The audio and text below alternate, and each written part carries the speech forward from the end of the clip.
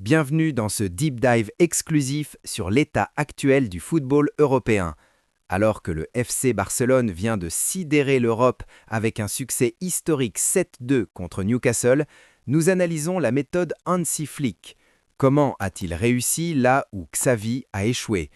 Entre record de précocité pour Lamine Yamal et la renaissance de Rafinha en candidat au Ballon d'Or, le Barça est-il redevenu le favori pour la Ligue des Champions? À l'opposé, le Real Madrid sombre dans une crise physique sans précédent. 51 blessures en une seule saison, le sergent Pintus est-il allé trop loin? Nous décryptons l'impact de l'absence de Thibaut Courtois avant le choc contre le Bayern. Enfin, enquête sur le malaise Seny Mayulu au PSG. Entre guerre de communication, rumeurs de salaire et sentiments de trahison, le clan du joueur sort du silence. Pourquoi le club de la capitale peine-t-il toujours autant à sécuriser ses titis, malgré les promesses de Luis Enrique? Analyse tactique, historique et politique du football mondial. Le football est une affaire de cycle, mais ce que nous vivons en ce moment est une anomalie temporelle. D'un côté, une institution qu'on disait en ruine, le FC Barcelone, qui vient d'infliger une correction 7-2 à Newcastle. Une démonstration de force qui rappelle les plus belles heures de l'ère Guardiola, mais avec la verticalité brutale de Hansi Flick. De l'autre, le champion en titre, le Real Madrid, qui ressemble de plus en plus à un hôpital de campagne. 51 blessures. 51. Ce n'est plus du sport, c'est de la survie. Et au milieu de ce fracas européen, le PSG joue avec le feu avec sa pépite Seny Mayulu, tandis que Chelsea cherche des traîtres dans ses propres murs.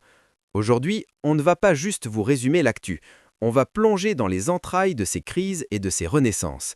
Pourquoi le Barça fait-il à nouveau peur? Pourquoi le Real s'écroule-t-il physiquement? Et pourquoi le PSG ne retient jamais les leçons du passé? Prenez un café, installez-vous, c'est l'heure du deep dive. Pour comprendre le 7-2 contre Newcastle, il faut remonter à la nomination de Hansi Flick. Quand il arrive en Catalogne, l'héritage de Xavi est lourd. Xavi voulait le romantisme, la possession pour la possession, mais il manquait de muscles, de rigueur et surtout de cette capacité à punir l'adversaire en transition. Flick, c'est l'école allemande greffée sur le talent catalan. Vous vous souvenez du Bayern 2020? Cette équipe qui pressait si haut qu'elle étouffait l'oxygène même de ses adversaires, c'est ce qu'il a réinstauré. Le record d'Hansi Flick est terrifiant, 298 buts en 105 matchs. Il a pulvérisé le ratio de Pep Guardiola. Pourquoi? Parce que Flick ne veut pas que vous fassiez 1000 passes, il veut que vous fassiez 10 passes, mais que chaque passe soit une agression. Lamine Yamal est le symbole de cette liberté retrouvée. À seulement 19 ans, il efface les records de précocité de Messi et Mbappé. 10 buts en Ligue des Champions à cet âge, c'est statistiquement absurde. On est face à une anomalie qui ne se contente plus de dribbler, mais qui finit les actions. Regardons de plus près ce match contre Newcastle. Ce qui frappe, c'est la gestion des espaces.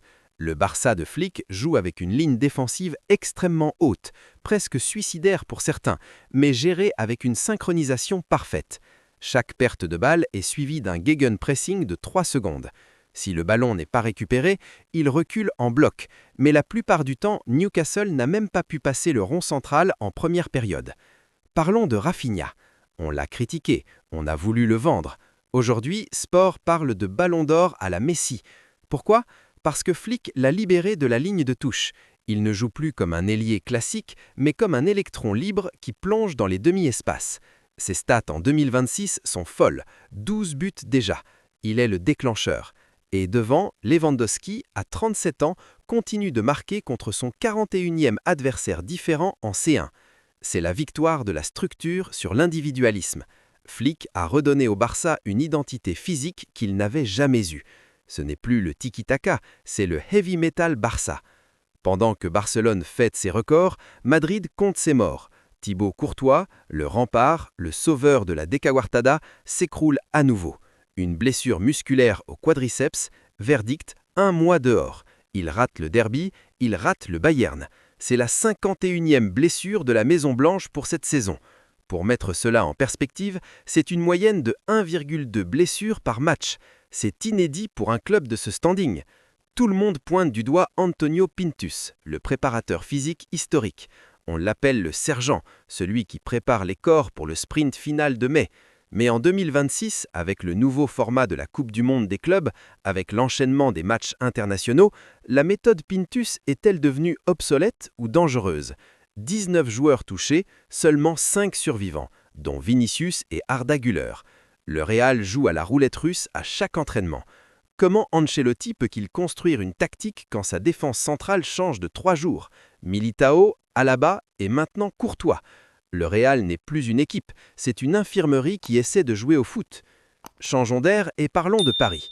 Seny Mayoulou, 19 ans, un talent pur, booteur en Ligue des Champions, il devrait être l'icône du nouveau projet Paris aux Parisiens. Et pourtant, on est en plein psychodrame. Les rumeurs disent qu'il refuse de prolonger, qu'il demande le salaire de Warren Zahir Emery, mais son clan dément. Le mot utilisé est fort, jeté sous le bus. Le joueur a l'impression que le club utilise la presse pour le salir et forcer sa signature. C'est un schéma qu'on connaît trop bien au PSG. Coman, Nkunku, Diaby, le PSG sait former, mais il ne sait pas toujours aimer ses enfants au bon moment. Il y a une incompréhension totale sur le timing.